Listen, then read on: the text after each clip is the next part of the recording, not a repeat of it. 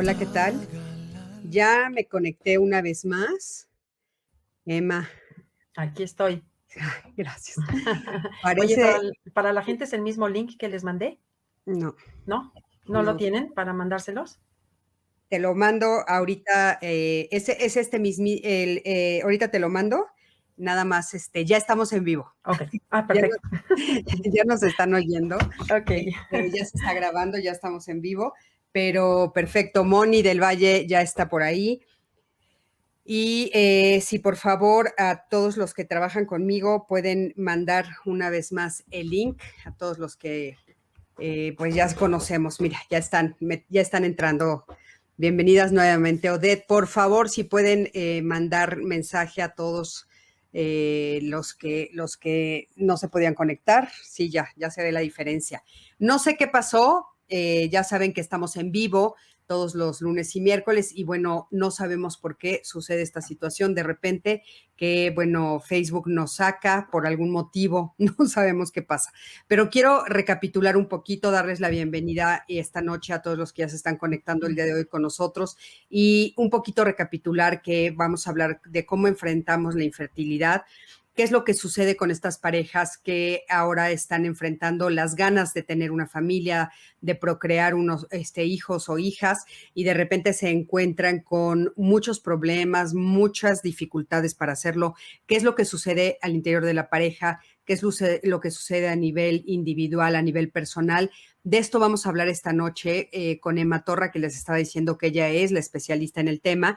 Y sobre todo me parece que es muy importante saber cómo podemos salir adelante con esta situación, que no es una situación fácil y que muchas parejas están enfrentando en este momento.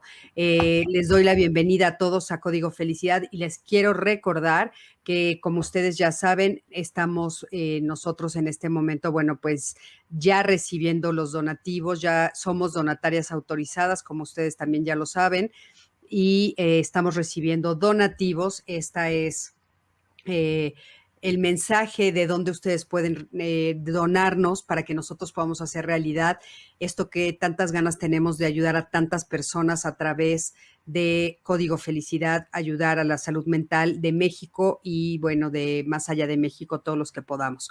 Por favor, aquí están los datos. Desde $1 para nosotros es importantísimo. Si haces la diferencia y bueno, la felicidad se disfruta mejor cuando se comparte. Donen y experimentenlo. Y bueno, ya sin más preámbulo, quiero darle la bienvenida a Emma Torra. Y Emma, platícanos un poquito quién eres, a qué te dedicas, etcétera. Bueno, en primer lugar, muchas gracias por la invitación. Yo soy Emma Torra, soy terapeuta de pareja y he trabajado, pues, casi 25 años en el tema de infertilidad. Y esto empezó, pues, con una experiencia personal en donde yo tuve un problema de infertilidad, de fertilidad, en donde, pues, intenté también, como muchas otras parejas, embarazarme y no lo lograba. Tuve una serie de problemas, investigué, encontré una clínica, tuve un embarazo ectópico y finalmente pues logré hacer un tratamiento en el extranjero, en aquella época, hace ya casi 30 años ya de eso.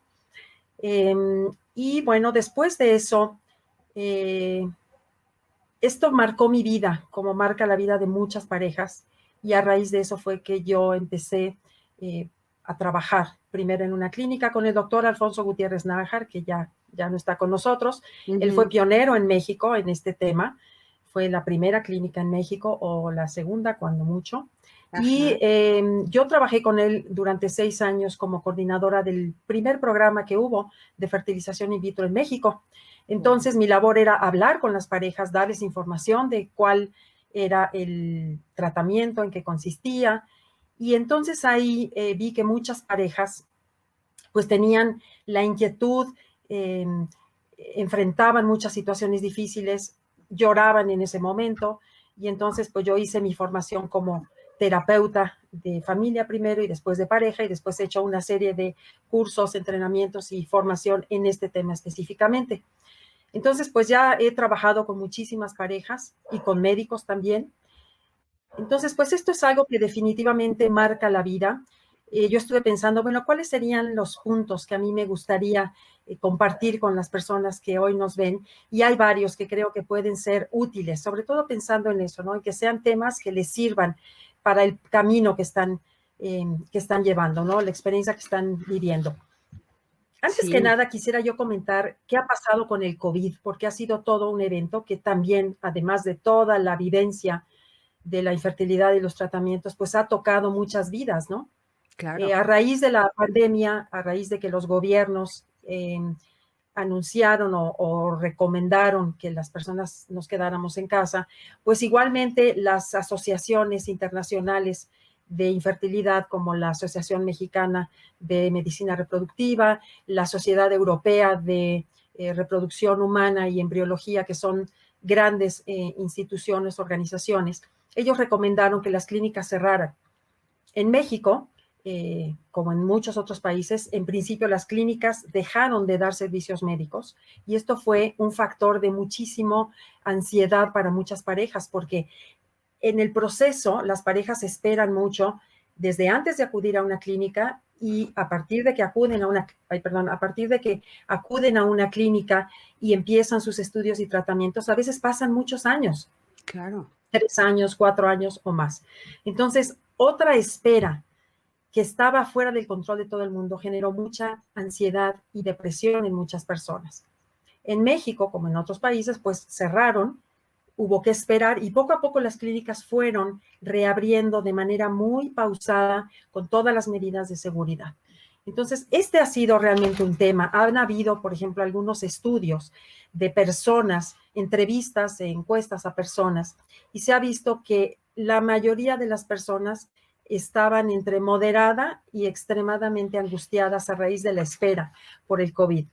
También se vio que la mitad de las personas hubieran continuado a pesar del riesgo. Entonces, esto nos habla de qué tan importante es este tema para las personas. Entonces, bueno, un poquito, este es el preámbulo del sí, COVID, cómo ha afectado, ¿no? Emma, qué importante porque, bueno, es increíble o impresionante, diría yo, la palabra impresionante es más precisa, hasta dónde llega las secuelas del COVID, ¿no? Sí, Nosotros no nos damos cuenta a veces porque tal vez no estamos en ese momento de nuestra vida, pero sí, claro, tienes razón, todos los que ya estaban en tratamiento, todos los que ya estaban haciendo sus planes para poder empezar pues con todo el procedimiento, ¿no? Todo el protocolo que esto implica, pues debe de haber sido un golpe durísimo, sí, durísimo emocionalmente hablando, y bueno, me imagino que económicamente y aparte con costos altos también para algunas sí, personas. Me imagino que inclusive deben de haber estado hasta cambiando de tratamientos porque hay un proceso, ¿no? Que se lleva claro, de menor claro, a mayor, supongo, ¿no? Entonces, si un año y sí, medio te frenas, de repente tal vez hasta el tratamiento ya tendría que ser otro y el costo diferente, ¿no? También. claro. Y el aspecto económico, pues ha afectado a muchísimas personas, ¿no? Tal vez para muchos fue muy difícil retomar los tratamientos, muchas personas se quedaron sin trabajo, bueno, todo lo que ya conocemos. Entonces, pues es un factor más que se agrega a esta situación estresante. A mí me gustaría dar algunos datos de inicio para enmarcar este tema. Claro. Eh, la prevalencia o el porcentaje de parejas en edad reproductiva que presentan un problema de fertilidad es alrededor del 15%. Más o Wow. menos viene siendo como una de cada 6 parejas. Es algo bastante frecuente. Uy, Hay es algunos datos, altísimo. es muy alto, es bastante alto, es un problema muy importante a nivel mundial. En algunos países esta cifra puede variar, en países desarrollados, en países de vías de desarrollo, pero estoy hablando de una cifra promedio. Ujú. La distribución de la infertilidad también es importante conocerla. Alrededor del 40% de las personas que enfrentan infertilidad tienen un problema en la mujer. O sea, el 40% de la infertilidad se debe a factores físicos en la mujer. El Ujú. otro 40% se debe a factores físicos en el hombre, alguna irregularidad hormonal o problemas en la matriz o problemas ováricos, en el útero o en el hombre en la cuenta espermática, en la movilidad espermática. En fin, hay una serie de problemas ya muy bien descritos. Otro 15% corresponde a factores mixtos. Esto quiere decir que tanto en la mujer como en el hombre hay algún problema. Y el otro 5% se refiere a factores inexplicados, donde no se encuentra una causa, pero no se logra el embarazo. Ujú. En la población en general, la probabilidad de embarazo en un mes es de alrededor del 20 a 23%. O sea, si una pareja intenta embarazarse en 6 meses, en términos generales en la población, alrededor del 60% de las parejas se van a embarazar. Después de más o menos 9 meses, el 80% de las parejas se van a embarazar. Y después de un año de intentar, el 85% de las parejas se embarazan. Entonces, lo que resta es ese 15% de parejas que no pueden embarazarse. Por La eso los infertilidad, mandan, por eso, perdón, por eso los mandan a veces justamente a intentarlo durante un año, ¿verdad? De manera natural, digamos, hasta que entonces ya pueden calificar como que tal vez haya un problema, o sea, que hay otra razón por la cual no lo pueden lograr. exactamente.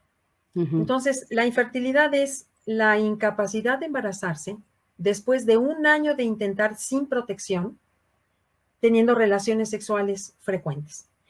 Pero esta condición es antes de que la mujer cumpla 35 años. Si la mujer ya cumplió 35 años, la recomendación es que solamente intente 6 meses.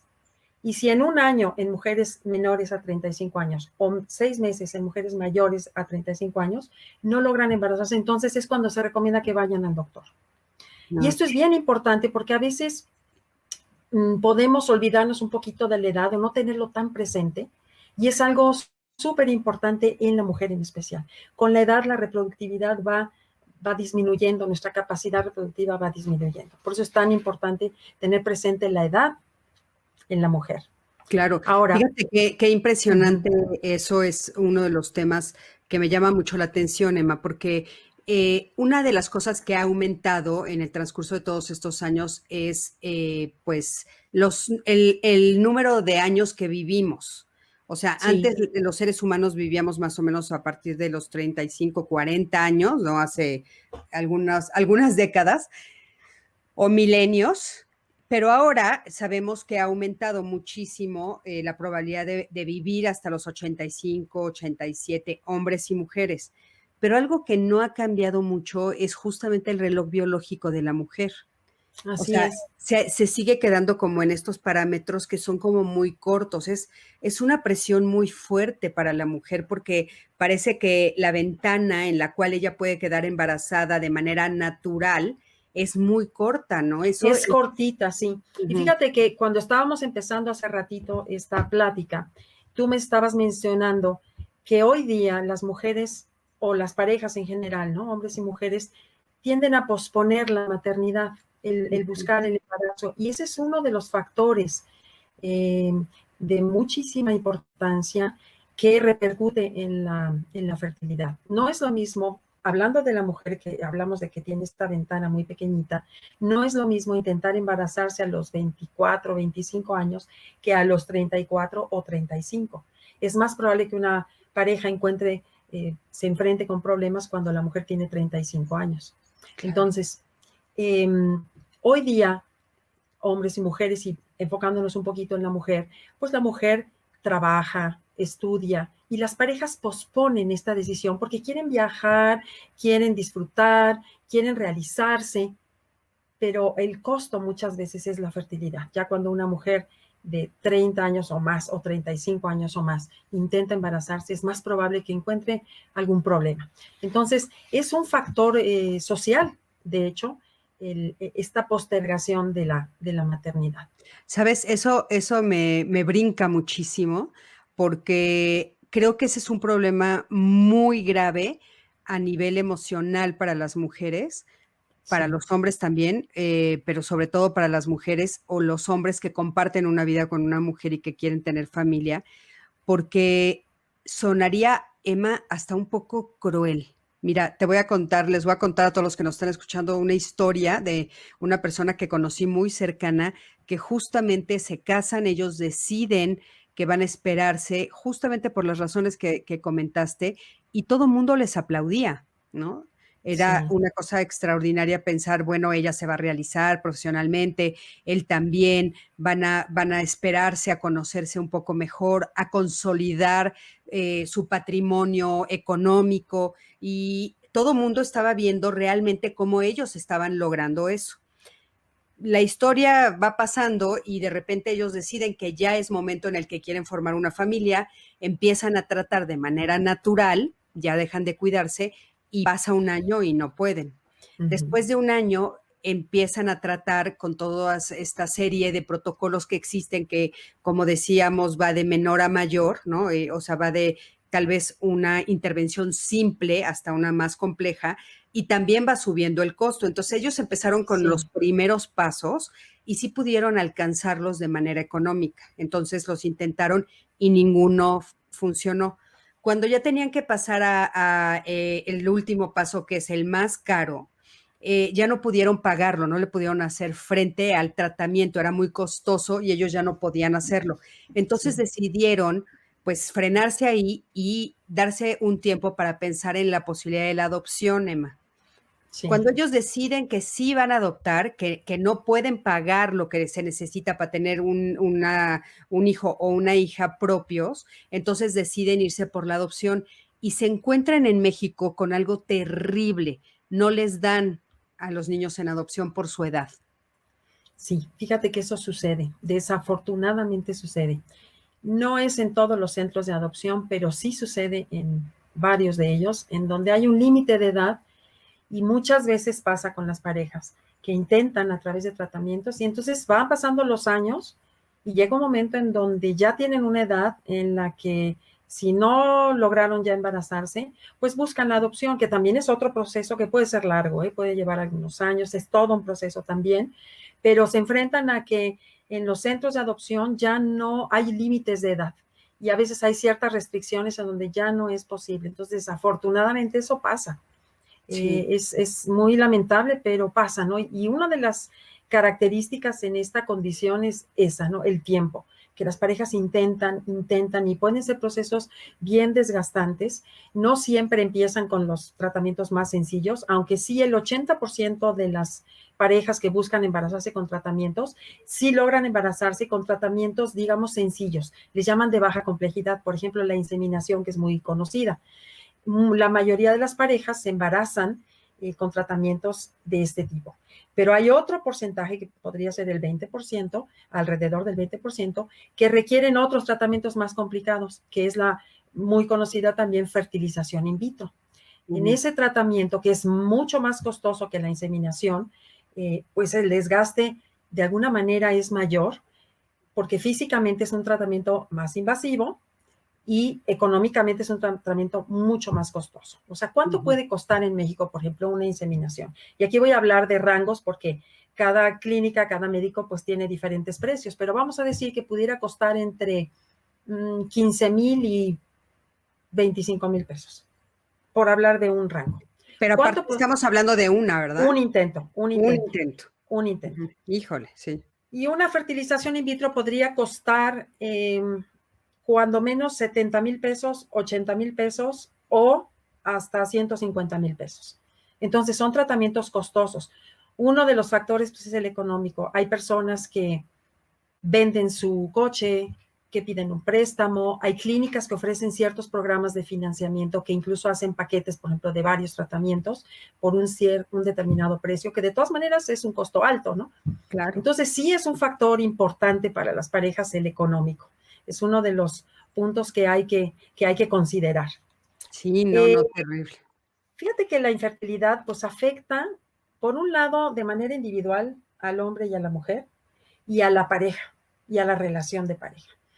Entonces, por ejemplo, la mujer, vamos a hablar en términos generales, ¿no? La mujer puede sentirse culpable cuando la infertilidad tiene que, digamos, no especialmente tiene que ver con ella, pero en general, y más aún si el factor está en la mujer, ¿no? Puede sentirse inadecuada, puede sentir que no es suficiente mujer, fíjate, así, con esas palabras. Yo he escuchado a personas que he atendido en consulta que lo dicen, no, siento que no soy suficiente mujer, que no cumplo con mi rol de mujer.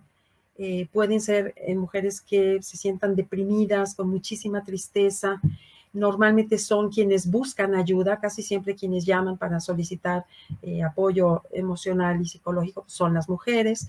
Ellas son, digamos, como la portavoz del estado emocional de la pareja, tienden a expresar más lo que sienten. A diferencia del hombre, el hombre en general, en términos generales, tiende más como a aislarse, a querer hablar menos del tema, a veces incluso con su pareja, ¿no? Hay parejas en las que ellos prefieren no tocar el tema y ellas son las que buscan hablar y a veces esto incluso es un conflicto, ¿no? Porque ellas quieren tocar el tema y necesitan hablarlo y preguntar y ellos no quieren hablar y terminan incluso a veces discutiendo por este tema, ¿no? En el caso del hombre, cuando el factor también está en el hombre, ellos también sienten que no son suficientemente hombres. Fíjate que la fertilidad en el hombre está relacionada a la virilidad. Entonces, pues, desde luego es algo que no comparten con otras personas. Normalmente ellos lo guardan para sí, no lo expresan. Normalmente ellos pueden enfocarse más en el trabajo como como una forma de ir lidiando con esta condición. Eh, es algo en donde hay una gran diferencia entre cómo lo vive el hombre y cómo lo vive la mujer. Cómo Sí, cada ahora, uno lo vive, ¿no? perdón que lo que me llama mucho la atención es esto que dices, o sea, los dos parece que a nivel individual se enfocan en esto de no soy lo suficientemente hombre y ella no estoy cumpliendo con mi rol de mujer, o sea, Sí. no hago el papel que me corresponde socialmente o al que vengo, ¿no? O sea, es muy fuerte porque es como limitar a todo un ser humano complejo, maravilloso, que puede tener como muchísimas facetas a Claro, solo una situación, ¿no? sí, y fíjate que incluso hay comunidades en México. A mí me ha tocado ver comunidades en donde a las mujeres que, por ejemplo, tienen algún problema de fertilidad, las segregan de la sociedad. Si hacen, por ejemplo, una fiesta familiar, no las invitan. Y de alguna manera hay como cierto estigma y las personas se sienten como señaladas, ¿no? Yo estaba leyendo un artículo donde decía que una de las causas por las que las parejas, por ejemplo, abandonan el tratamiento es por cuestiones emocionales, es por carga emocional más que por otros factores. Bueno, desde luego, si no cuenta con los recursos, ese podría ser un factor. Pero haciendo estudios en donde, por ejemplo, en Francia, por ejemplo, hicieron un estudio donde tenían cubiertos 6 tratamientos, que es muchísimo. Y aquí estoy hablando de fertilización in vitro. Tenían 6 tratamientos cubiertos y hubo un gran abandono de los tratamientos al segundo tratamiento, por ejemplo, tercero, cuando mucho. Y lo que estudiaron y lo que vieron es que el factor era emocional. Ahí no había un factor económico. Y lo que sucedió es que las parejas sentían que era demasiada carga emocional y que no podían con esa carga, a pesar de que sí había los recursos para hacerlo. ¿A qué, Entonces, a realmente qué, es algo muy fuerte. ¿De qué estamos hablando? Podríamos ser un poquito más puntuales en ese punto. Mira, nada más quiero leerte aquí a Sí, Ari Villa, que nos ha ya mandado muchos mensajes. Dice, en todo el mundo es un gran lío y muchos años para adoptar. Es una montaña rusa de emociones. Me refiero a todo lo que vives en toda esta odisea de ser padres. Nosotros pagamos $25,000 por cada in vitro. Quedas desgastado por todos los aspectos de la vida, todos. Y me llama mucho lo que Ari nos dice de esto es una montaña rusa de emociones. Y ahorita tú también nos estás sí. diciendo que, bueno, aquí también ella nos sigue poniendo muchísimos problemas de pareja. ¿A qué nos estamos refiriendo cuando dices una montaña rusa de emociones? ¿A qué nos estamos refiriendo, Emma, cuando tú dices los motivos por los que ya no siguen en el tratamiento son emocionales? ¿Qué es lo que Sí. vive una pareja a nivel emocional? Mira, cuando hablamos de la montaña rusa emocional, y que de hecho así se describe, es que hay todo tipo de emociones de bienestar y de malestar. Por ejemplo, alegría, esperanza, ilusión, pero al mismo tiempo puede haber tristeza cuando no se logra el tratamiento o se pierde un embarazo, decepción, desesperación, enojo, impotencia, sensación de falta de control, todo y podría angustia, ansiedad, en fin, yo podría nombrar muchísimos sentimientos, emociones que están mezcladas unas y otras, o sea, no es que primero son unas y después otras, sino todas están mezcladas y que en diferentes momentos del proceso y de los tratamientos, además, porque aquí hay un renglón especial que son los tratamientos, se van presentando todas estas emociones. Por ejemplo, en un tratamiento al principio, ¿cuál es la mezcla de emociones? La emoción de entrar a un tratamiento, la ilusión, la esperanza de lograrlo, pero al mismo tiempo el miedo a que no se logre. El nervio, si es el primer tratamiento, por ejemplo, el desconocimiento, el temor a lo que va a venir, a lo mejor miedo a las inyecciones, o sea, ahí se mezclan una serie de emociones y conforme va el tratamiento avanzando, después es una sensación de falta de control. Eso es algo que se lidia con eso todo el tiempo, la sensación de falta de control, porque en la vida controlamos muchas cosas, tal vez el trabajo, donde vivimos, lo que compramos, una serie de cosas. Pero en este tema esperábamos tener hijos, o sea, las personas esperan tener hijos y de repente resulta que no, cuando toda la vida tal vez fuimos educados en que sí se iban a tener y en que no iban a haber problemas. Hoy día tal vez hay más conciencia en las parejas y tal vez hay quienes incluso temen, ay, no vayamos a tener algún problema porque mis amigos tuvieron tal problema y mi prima tuvo tal problema, entonces ya hay más conciencia. Pero entonces, a lo largo del tratamiento, una sensación de falta de control, de incertidumbre en todo el proceso, tratamientos y fuera, en donde no se sabe qué va a pasar. Y la montaña rusa, precisamente ahí viene la analogía, que es un camino en donde puedes estar desde la cima más alta de la ilusión y la esperanza y la motivación y llegar hasta la máxima profundidad de la desesperación, de la tristeza, del enojo cuando esto no se logra. Y entonces claro, este ciclo se repite en un tratamiento y en otro, y es un camino en donde no se sabe precisamente ni cuál va a ser el final, ni en qué va a resultar, ni cuándo se va a acabar, ni en qué va a terminar. Entonces, claro, esa es la analogía de la montaña. La esperanza es pues tener un bebé, ¿no? Como nos estuvo diciendo Ari, te agradezco mucho la participación. Dice, hoy estás emocionada por comenzar el tratamiento y mañana perdiste al bebé. O sea, sí, el objetivo es, obviamente, bueno, pues tener hijos, ¿no? O sea, la procreación. Sí. Pero claro, estás en esta montaña rusa porque de repente te dicen, bueno, ya pudimos hacer el tratamiento de manera adecuada, ya ovulaste o ya tenemos el óvulo y el esperma juntos, ya se fecundaron, etcétera. Te empiezan a decir todo lo que, como tú dices, sí se puede controlar y después sí, llega el momento en el que se introduce, ¿no? A la mamá y a la mujer, y entonces ahí es donde a veces hay problemas muy fuertes de que, porque pues no pegó, sí, no hubo el resultado que se esperaba, y entonces es una serie de, como dices, montaña rusa terrible emocional de enfrentar. Fíjate que me quisiera regresar a la pregunta que hiciste, completando la respuesta. Por un lado estaba la montaña rusa emocional y por otro lado, ¿qué es lo que pasa en la pareja en este proceso? Fíjate que hay unos autores que describen las etapas de infertilidad y esto creo que hace muy claro cómo es el proceso. En una primera etapa que se llama de inicio es cuando la pareja, hablo de la pareja en general y aquí quisiera puntualizar que estoy hablando de parejas heterosexuales, parejas del mismo sexo, de mujeres solas que buscan también en una clínica a lo mejor un esperma donado y ellas quieren ser madres. O sea, estoy hablando de todas las personas que quieren formar una familia independientemente del esquema en el que se encuentren. Entonces yo voy a llamar en forma genérica pareja. Tal vez es la costumbre, pero bueno, estamos incluyendo a todo el mundo. Entonces, al principio las personas, la pareja, vamos a decir, se dan cuenta de que están intentando embarazarse en forma natural y no lo logran. Esta etapa, pues es difícil porque es el impacto o el temor de no lo estamos logrando y muchas veces hay la negación de, bueno, no, vamos a seguir intentando, seguramente no hay un problema. Ese es el inicio.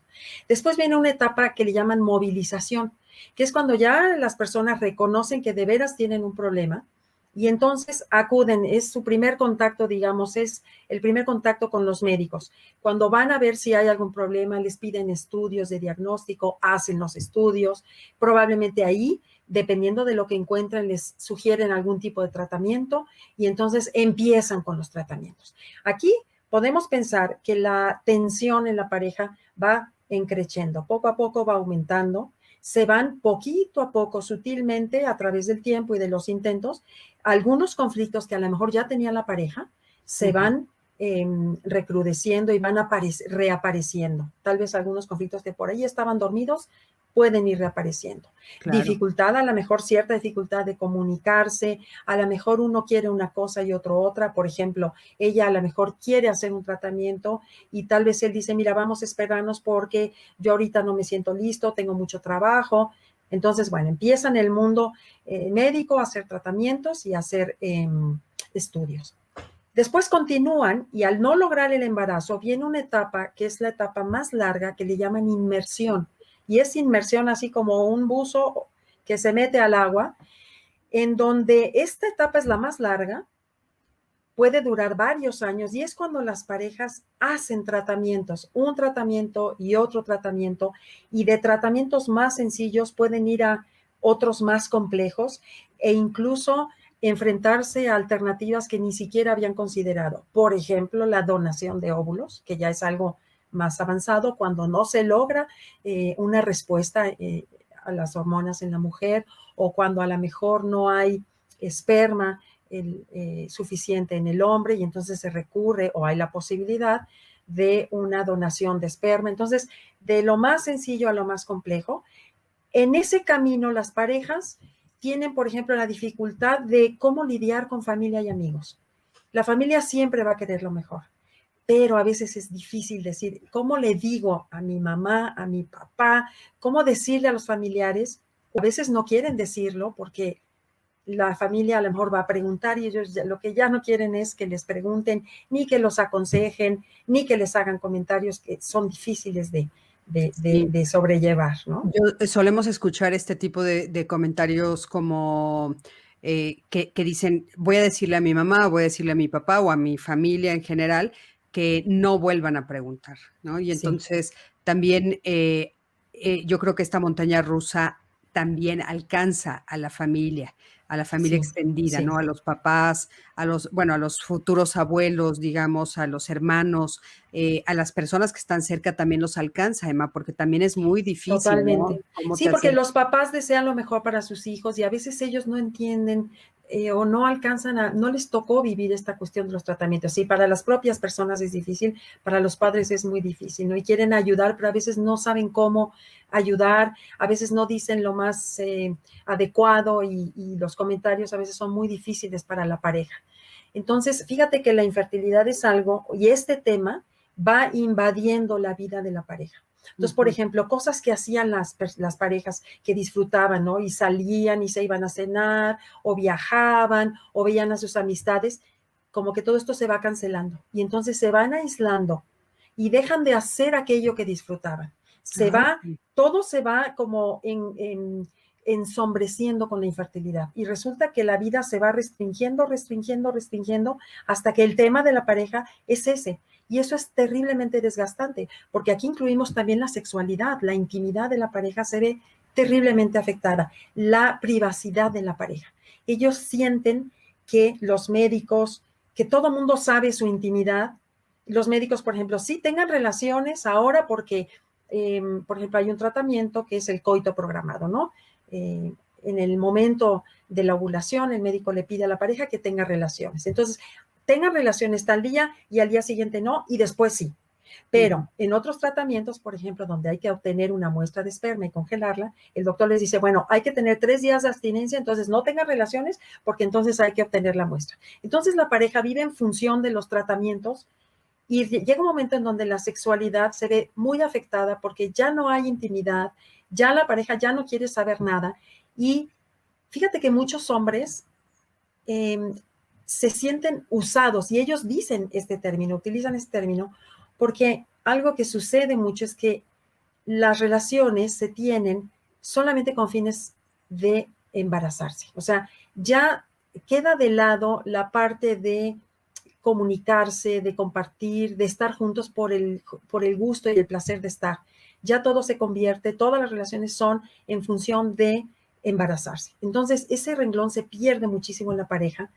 Eh, entonces, en esto es en lo que se ven inmersos, ¿no? Entonces, imagínate esta montaña rusa de esperanza de un tratamiento y no funciona, y otro tratamiento y no funciona. Entonces, conforme las parejas repiten los tratamientos, ya los conocen, se hacen expertos en esto, pero lo que va creciendo es un miedo muy grande de que no funcione una vez más.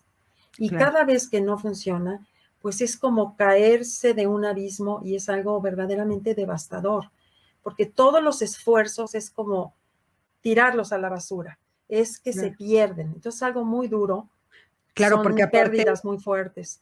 porque aparte está todo este universo que nos estás planteando tú de el alejarse ellos, la falta de intimidad, porque las relaciones se vuelven como robóticas, ¿no? Un poco como Sí, programadas. sí, Entonces, todo esto, toda esta afectación que tiene un fin en común de parte de las dos personas, que es la procreación, tener un bebé, cuando ese fin no se cumple, pues sí, evidentemente lo que queda es un terrible dolor y un desgaste muy fuerte en la pareja. Emma, hablando en este punto, ¿cuántas parejas sobreviven?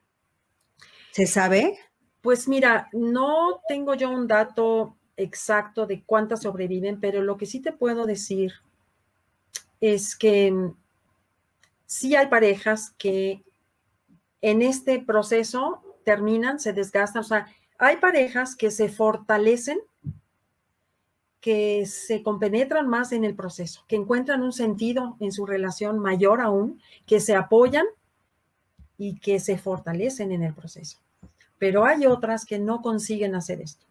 Hay un dato, por ejemplo, en donde encontré yo un estudio que dice que el 80% de las parejas no tienen los recursos personales para sobrellevar esto de manera totalmente sana. Es muy fuerte. A mí me impresionó mucho esa cifra, pero era un estudio pues serio. Y el resto, el 20% restante, mencionaban que sí cuentan las personas con los recursos para saludablemente afrontar esto.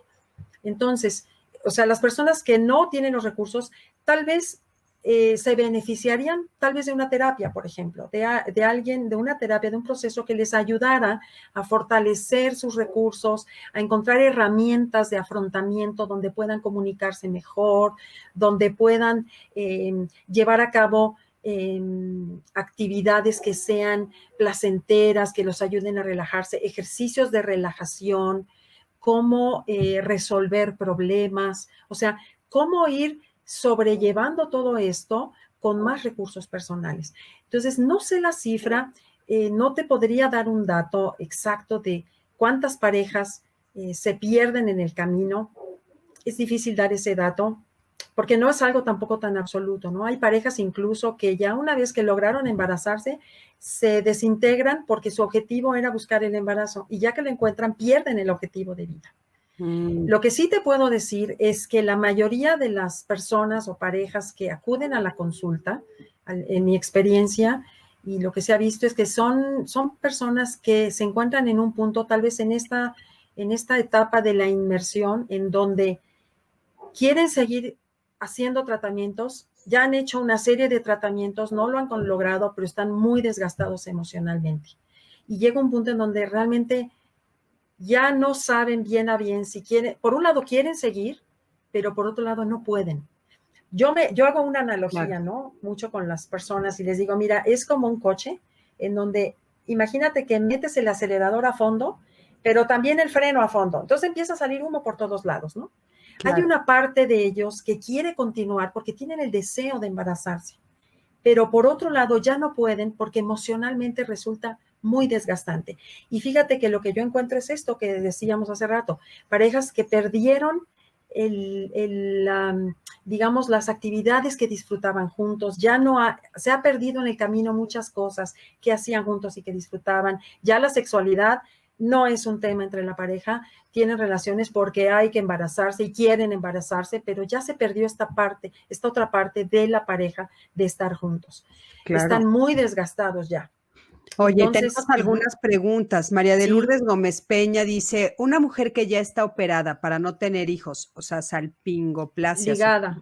¿puede tener un hijo por medio de in vitro o las clínicas especializadas están engañando a las personas?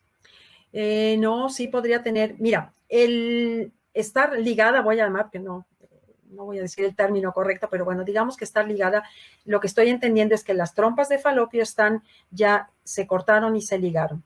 Entonces, cuando una mujer ovula, naturalmente lo que sucede es que el espermatozoide llega, se encuentra con el óvulo en la trompa y después ya el embrión, que es óvulo fecundado llega al útero. Esto no ocurre aquí. Entonces, es como si las trompas estuvieran obstruidas. Cuando una mujer naturalmente tiene las trompas obstruidas, el tratamiento por excelencia es la fertilización in vitro. ¿Por qué?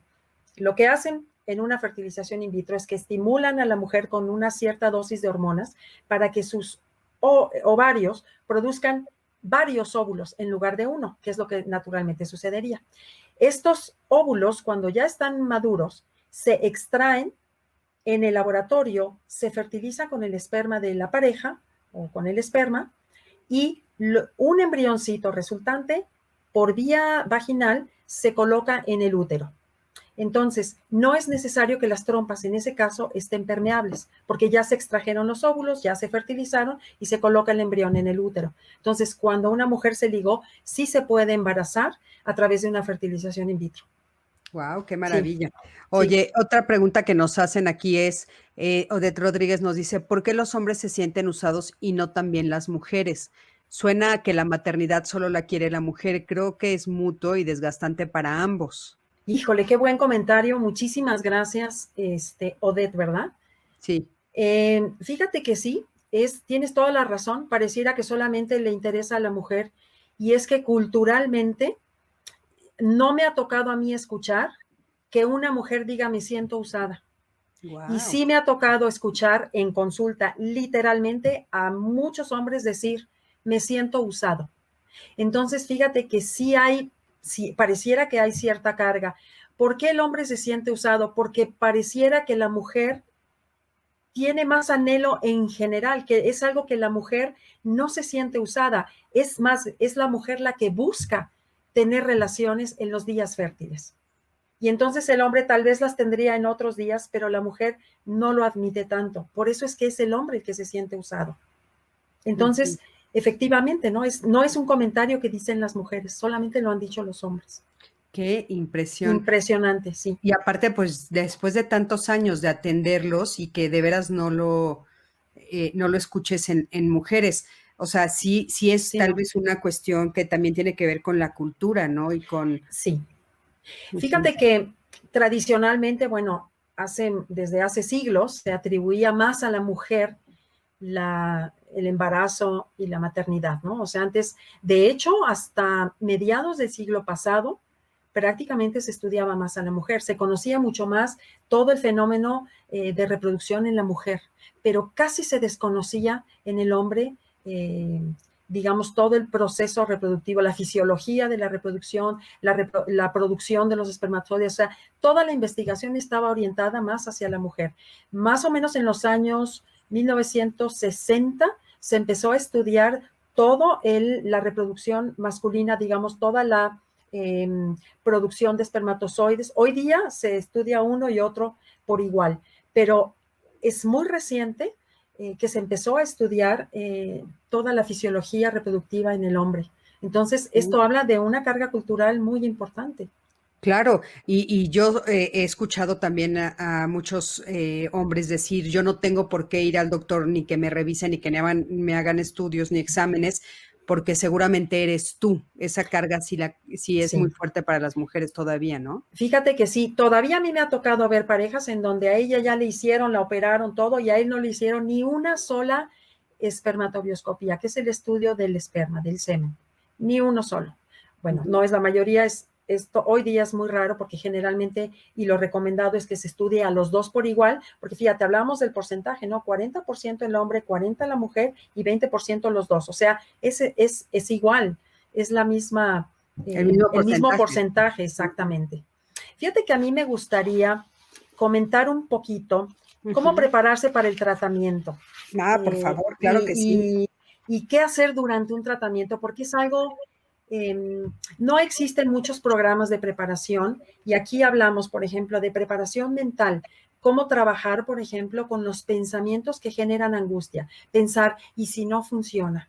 ¿Qué hace? ¿Cómo trabajar con esos pensamientos? ¿Cómo cambiarlos por pensamientos más amigables, por así decirlo, que no generen tanta ansiedad? Por ejemplo, alguien que ya ha hecho muchos tratamientos, si piensa, híjole, a lo mejor no me voy a embarazar porque antes no me embaracé, podría pensar diferente y pensar, por ejemplo, eh, los tratamientos anteriores y los ciclos son diferentes cada vez. No necesariamente porque antes no funcionó, quiere decir que ahora no va a funcionar, porque no están 100% ligados. Entonces, ese es un pensamiento diferente que abre una esperanza y que a lo mejor es menos angustiante. Buenísimo. ¿No las puedes repetir esa, por favor? Sí, por ejemplo, el pensamiento que es muy angustioso podría ser, en este tratamiento tampoco me voy a embarazar porque en los anteriores no me embaracé. Un pensamiento alternativo podría ser, los tratamientos anteriores no están 100% ligados a este. Cada ciclo es distinto, cada tratamiento es distinto y en este sí hay una posibilidad de que me embarace. Claro, sí, Y porque eso aparte genera mucha podemos angustia. nosotros conectarlo con nuestros propios, o sea, obviamente estás hablando de los ciclos de las mujeres, pero con Sí, nuestro ciclo menstrual, por ejemplo, sabemos que no siempre es igual, no siempre no es te igual. sientes igual, no entonces es muy lógico, es un pensamiento lógico y real. Claro, claro. ¿Cuál otro, Emma? Este, en cuanto a las emociones, observarse y reconocer las emociones y validarlas, o sea, darles reconocimiento, reconocer que ahí están y manejarlas adecuadamente. Por ejemplo, si hay enojo, ¿qué hacer con el enojo? ¿Cómo sacar toda esta energía? Tal vez a través de actividad física, de ejercicio, que es por excelencia la mejor forma de sacar el enojo. Si hay tristeza, se puede hablar con alguna persona que sea comprensiva, que pueda escuchar o escribir, o uno mismo, hablar con uno mismo y a lo mejor si dan ganas de llorar, poder expresarse y llorar. O qué hacer, por ejemplo, con el miedo. El miedo es un sentimiento que nos protege de algún peligro, ya sea real o que nos imaginamos. Entonces, el miedo se puede disminuir teniendo, por ejemplo, la información adecuada. O viendo de dónde viene este pensamiento de miedo. A lo mejor en mi familia hubo alguna experiencia y yo pienso que esto se va a repetir, pero no necesariamente. Entonces, hay formas de ir manejando las emociones adecuadamente. No, bueno, importantísimo. Sí, otra de las cosas importantes es tener la información adecuada. Hay personas que necesitan más información porque les da una sensación de control, pero hay quienes no quieren tener mucha información. Entonces, quien necesita información, buscarla de fuentes adecuadas, de fuentes confiables, de organizaciones reconocidas, de clínicas reconocidas y checar esta información con el médico, porque a veces también pasa que una persona encuentra cierta información que puede angustiarle, pero a lo mejor no es su caso. Entonces, el médico, que es quien te conoce, es quien te va a decir, mira, esto sí se aplica a ti o no te preocupes, esto no tiene nada que ver contigo, o cómo dimensionar esa información. Otra forma de prepararse es emocionalmente. Hacer yoga, hacer meditación, orar para las personas que sean creyentes. Orar es un recurso muy, muy poderoso que ayuda a tranquilizar el espíritu. También está la preparación física, alimentarse lo mejor posible, hacer cierta rutina de ejercicio, tener actividad física, dormir, descansar las horas que se necesitan. Por otro lado, investigar la clínica, bueno, si ya se tiene al médico y si no, investigar a la clínica adecuada, que sea una clínica que tenga certificaciones, por ejemplo, en las mexicanas de la Red Latinoamericana de Reproducción Asistida, le llaman Red Lara, que son clínicas que se afilian a esta organización y que cumplen con todos los requisitos, y esto pues hace que la clínica tenga mejores estándares, mejor calidad y esté regularizada.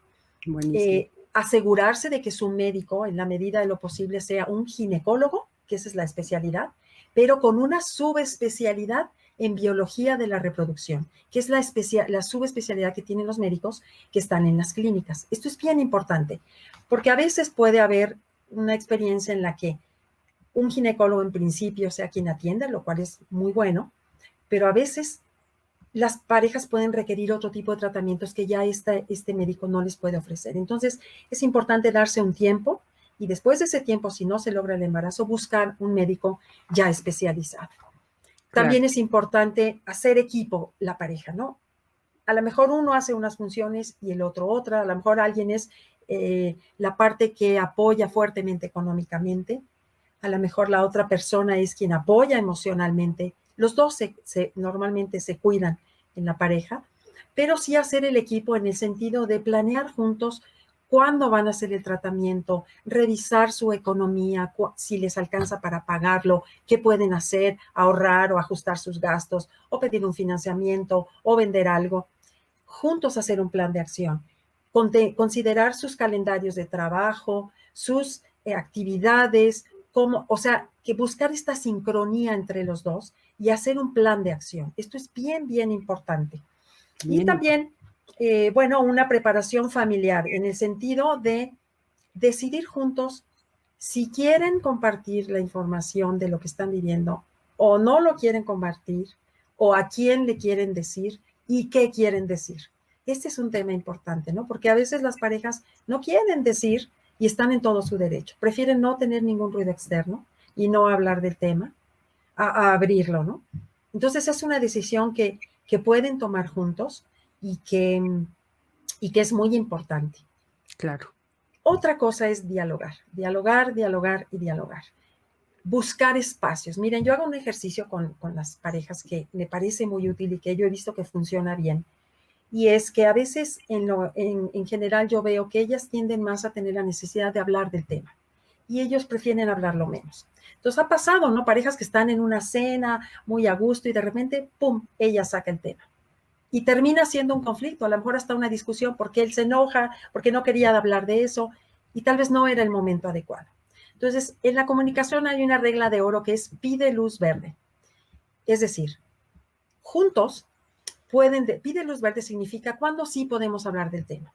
Entonces, juntos decidir si hay una gran necesidad de hablarlo, decir, mira, ¿qué te parece si en las noches nos vamos a dar 15 minutos para hablar de este tema, solamente de este tema? Ok, pero es un acuerdo mutuo. Entonces ya los dos saben que van a hablar del tema y ya, platican lo que tienen que platicar, pero el resto del tiempo está prohibido hablar el tema. Y créanme que funciona, es una maravilla, porque entonces el resto del tiempo, si se van al cine, si están viendo la tele, si están comiendo palomitas, lo que sea, pueden hablar de todo y nada, de otros temas, pero este no es un tema. Entonces, es una forma de no contaminar la vida, precisamente de no contaminar todo con este tema, sino que cada cosa tiene su lugar. Entonces, es un ejercicio que sirve muchísimo, ¿no? Saber cuándo, qué tanto hablar del tema. No, bueno, me parece maravilloso, maravilloso puntualizar todas estas cosas y sobre todo que lo pones como algo que hay que hacer justamente antes, ¿no? Antes. Que eso me parece que prevenir siempre es importante para poder enfrentar esta situación que es tan compleja. Y sabes, ahora que lo estás comentando tan claramente, Emma, pues bueno, se ve todas las aristas que ellos tienen que enfrentar, inclusive los miedos, por ejemplo, si eligieron después de un tiempo de tratamiento, pues un óvulo o un esperma de alguna donado, ¿no? Alguna donación de óvulo o esperma. Y entonces, ¿cómo enfrento primero aceptarlo, que no es mi óvulo, pero sí, todas estas preguntas que llegan en el entorno de si va a ser mi hijo, no va a ser mi hijo, si es, no es, o sea, y después cómo se lo digo a mis papás, a los demás, cómo lo van a tomar, lo van a aceptar, no lo van a aceptar. Ese es solo uno de los múltiples temas que tienen que abordar la pareja. O sea, sí realmente es muy, muy fuerte. Algunas preguntas que están haciendo por aquí, dice, por ejemplo, Romina, buen día, acabo de cumplir 45. ¿Hay algún estudio para saber si el bebé puede tener algún tema de problema neurológico? Si ya está... ok. Bueno, con la edad de la mujer también hay una tabla de porcentajes de qué tan probable es que un bebé tenga malformaciones o problemas genéticos. Conforme avanza la edad, este porcentaje también a su vez va aumentando. Tal vez aquí la recomendación sería recurrir a un genetista, que son quienes estudian todos los cromosomas y la información genética, y tener una asesoría y ver si hay algún estudio que le pueda reflejar o revelar si hay algún problema genético. No se puede predecir. Cuando hablo del porcentaje de malformaciones genéticas, es muy difícil prever que va a haber una malformación. Sin embargo, cuando hay un tratamiento, por ejemplo, de fertilización in vitro, sí hay estudios, hay un estudio que se llama análisis preimplantacional, en donde ya que se tienen los embrioncitos en el laboratorio, se extrae una célula del embrión y se estudia genéticamente. Hay varias enfermedades que ahí se pueden detectar. Si en ese embrioncito se detecta, si en esa célula de ese embrión se detecta alguna de estas enfermedades, no es el embrión que se coloca en el útero. Se busca que uno de los embriones no tenga ninguna enfermedad y ese, entonces, con muchísima más confianza se puede transferir. Pero esto es a través de un tratamiento. En forma natural, pues sería el porcentaje natural. Claro, y Entonces, sí, sí, es importante que acudan a los especialistas, sobre todo esto que sí. estás diciendo, ¿no? Esta persona te está saludando muchísimo, Álvaro López. Ah, Eh, gracias. Saludos, Emma Torra, desde Guadalajara, Ferticare, y está poniendo toda la información. Supongo que es una de las clínicas de fertilidad en Guadalajara, ¿no? Sí, es una persona, un conocido mío. Muchas gracias, Álvaro. Gracias Sí. por tus saludos. Aquí nos están diciendo qué porcentaje de parejas logran el embarazo en los procedimientos asistidos. Mira, en la fertilización in vitro podríamos hablar en términos muy generales de bueno, varía mucho de una clínica a otra, de acuerdo a su experiencia y a los resultados que cada quien reporta. Pero vamos a hablar en términos muy generales, tal vez desde un 30 hasta un 40% ya, así yéndome un poquito alto. Cuando el tratamiento es inseminación, los porcentajes son un poquito menores, son como del 25, 27% aproximadamente. Cuando hablamos de una fertilización in vitro en donde se recurre a la donación de óvulos, los porcentajes pueden ser mayores. Pueden llegar a ser incluso un 50%, tal vez mayores. Y aquí quiero ser muy cuidadosa en lo que estoy diciendo porque un factor fundamental es la condición física de la pareja. Claro. Estos son cifras muy generales. Cada pareja, de acuerdo a su condición, a su edad, al problema que tienen de fertilidad, de acuerdo a eso, este porcentaje puede ser mayor o puede ser menor. Y este dato seguramente su médico se lo puede dar tal vez con más precisión. Es Claro. difícil decirlo, pero sí. Montserrat Ábalos nos dice, ¿existen causas por las que es imposible que una mujer pueda embarazarse? ¿Y hasta qué edad una mujer puede acudir a una clínica para embarazarse? Sí hay causas en las que no es posible. Por ejemplo, hay algunas malformaciones en el útero. Por ejemplo, hay una condición que se llama útero infantil, en donde una mujer no puede anidar un embrión y no se puede embarazar. Esa sería, por ejemplo, una causa. Y decía que, ¿hasta qué edad? Bueno, una mujer, normalmente se recomienda que una mujer vaya, de ser posible, antes de los 35 y se embarace. Pero hay muchas mujeres que van después de los 35 e incluso después de los 40 años a una clínica y se hacen estudios para ver si todavía pueden tener una respuesta al tratamiento y si es posible que ellas respondan a las hormonas y obtener óvulos de una cierta calidad que les permita embarazarse.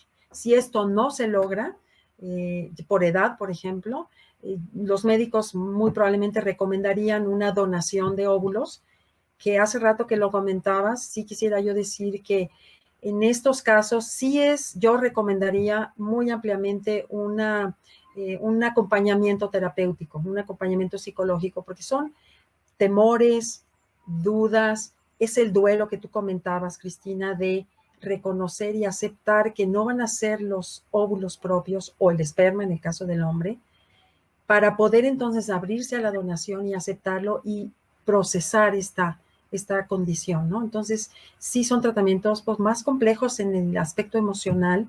Hay que coordinarse con la pareja, quien recibe, o sea, el miembro de la pareja que va a solicitar la donación tal vez se siente diferente a quien sí va a emplear sus propios gametos. Entonces, hay que coordinar una serie de cosas y lidiar con una serie de cosas. Entonces, de situaciones que se enfrentan, ¿no? Temores, preguntas, dudas, que hay que trabajar con las parejas. Por Entonces, sí sería supuesto. recomendable una preparación para facilitar este proceso. Muchísimas gracias. Emma, pues ya llegamos al final del programa, logramos a pasarnos un poquito de las 8, pero bueno, pues justificando que entramos un poco tarde por lo que tuvimos al principio. ¿Dónde te pueden localizar, Emma? ¿Dónde pueden encontrarte si alguien quiere acercarse a ti? Mira, voy a dar mi teléfono, que es el teléfono que tengo abierto para quienes lo Claro. soliciten. Mi teléfono celular es el 55 85 99 95 86. Ok, Tengo también, a ver, ya lo estoy poniendo aquí, ya, ok. ¿Qué más, Emma? Sí. está también el sitio en internet que se llama Ferticare, se escribe ferticare.com.mx. Ujú. Y están también mis redes. Estoy en Facebook y estoy, Ujú. porque estoy En ya Facebook en las estás redes. como Emma Torra. Sí, ay, espérame, es que la tengo aquí. Perdón, perdón. Bueno, si gustan pueden irse a la página y mandarme un correo. Ok, Es sí. fertilidad Emma Torra Ferticare.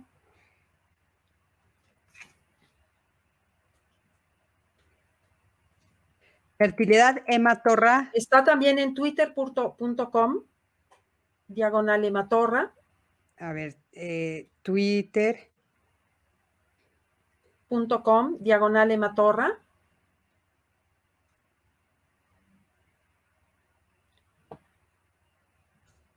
Perdón, twitter.com, ¿cómo es? Perdón. Twitter.com, diagonal Sí, Emma Torra. ok. Y también estoy en terapiareproductiva.com. Ok. Bueno, Ya ese es están todos ¿cómo los le llaman datos. uh-huh. Sí. Emma, ya pusimos todos tus datos para que te Okay. puedan. Se me hace tan importante esta profesión que estás teniendo tú. No es muy común escuchar a terapeutas especialistas en este tema. Entonces, yo estoy segurísima que este live que acabamos de hacer ahorita va a ayudar a muchísimas personas. Por favor, todos los que estuvieron conectados, háganos el favor de compartirlo. Sabemos que es un tema que a muchas parejas en este momento les va a servir muchísimo toda la información que Emma nos proporcionó esta noche, les va a tranquilizar desde muchos aspectos de los que están viviendo en este momento. A veces no podemos acercarnos a nuestros hijos, nuestras hijas o algún sobrino o alguien que esté viviendo esta situación, pero mandarles el link para que escuchen, creo que puede ser una buena forma de ayudar a que esa pareja transite por esto de una manera muchísimo mejor para que no terminen en una separación o en un divorcio que suele ser muy común, como ya nos dijo Emma, y si se da el acompañamiento podemos evitarlo y ese es el objetivo. Finalmente, bueno, pues tener a más parejas que estén juntas, felices y con una mejor salud mental. Sí. Emma, te agradezco muchísimo, muchísimo esta noche que hayas estado con nosotros. Y bueno, les quiero decir que la próxima semana, por favor, conéctense. Recuerden que estamos lunes y miércoles y vamos a estar la próxima semana, es el 2 de agosto, con Eduardo González con el tema Hombres castrados por su pareja. Creo que es un tema muy importante. Los hombres suelen no hablar de todos estos temas. Es un sector de la población que queremos estar cerca de ellos y queremos ayudarles porque creo que es bien importante que la voz de los hombres también se escuche y hay hombres que se sienten pues muy presionados y con mucha pena de decir que se están sintiendo atacados o violentados por sus parejas. Así es que de eso vamos a hablar. Y el 4 de agosto, que es el miércoles, vamos a hablar de hijos tiranos e ingratos. Mi hijo o mi hija me controla y controla a toda la familia, con Vidal Schmil. Así es que, bueno, creo que también la próxima semana vamos a tener unos temas fantásticos como el de esta noche. Y recuerden que ya estamos recibiendo donaciones. Una vez más, me permito ponerles aquí la información para los que nos pueden ver. Recuerden que queda grabado en Facebook, queda grabado en YouTube, en todos los canales de Código Felicidad y todos los canales de Cristina Jáuregui. Por favor, la felicidad se disfruta mejor cuando se comparte. Donen y experiméntenlo. Vamos a estar dándoles algunas cosas a cambio. Por supuesto, ya saben que las donaciones, bueno, pues son voluntarias, pero a partir de cierto número que ya está indicado ahí, van a poder tener un kit de auricultura, que son unas plantas preciosas, donde les vamos a dar toda la información de lo que puedes hacer para cuidar a tu plantita, y ese es una terapia ocupacional muy importante, mantener a tu planta viva y que crezca y que se desarrolle. Y también ya saben que las tazas de Código Felicidad, que Emma, te va a llegar la tuya próximamente. Gracias. Hemos estado un poco atrasados en la producción por este tema de COVID también, pero vas a tener la tuya, ya te tomarás una foto y nos las mandarás y las subiremos a las redes. Claro. Y las tazas que vamos a tener, estas son las que les estamos mandando a los especialistas, rojas, etcétera, pero bueno, vamos a tener de varios colores y cada una de ellas va a tener un mensaje especial que te va a llegar de acuerdo a lo que el universo quiere que te llegue. Nosotros creemos en eso, que te va a llegar el color que tú necesitas en ese momento y que cada uno de ellas va a tener un mensaje muy particular que seguramente te va a ayudar. Muchísimas gracias a todos una vez más. Buenas noches. Cristina, Emma, muchísimas gracias por la invitación. Te felicito por el programa. Creo que es muy importante esta labor que estás haciendo. Gracias. Muchísimas gracias. Te lo agradezco mucho. Gracias por aceptar la invitación y esperamos verte pronto, Emma. Claro que sí. Gracias. Hasta luego. Buenas noches. Besitos a todos. Hasta luego.